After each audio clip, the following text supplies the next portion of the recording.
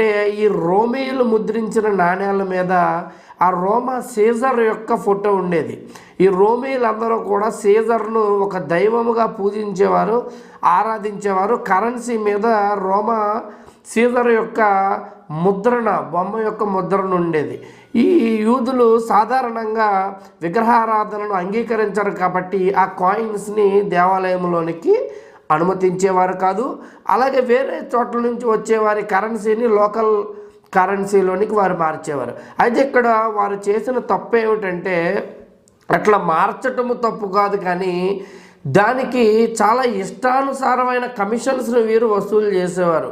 జనాలను చాలా బాధిస్తూ ఇబ్బంది పెడుతూ ఆ కరెన్సీ మార్పిడి అనే ప్రక్రియలో చాలా ఎగ్జార్బియంట్, అంటే చాలా ఎక్కువైన ధరలు వారు నిర్ణయించి వారిని ఇబ్బంది పెట్టేవారు. ఉదాహరణకి 10 రూపాయలు ఇచ్చినట్లయితే తిరిగి 10 రూపాయలు ఇవ్వాలి కదా.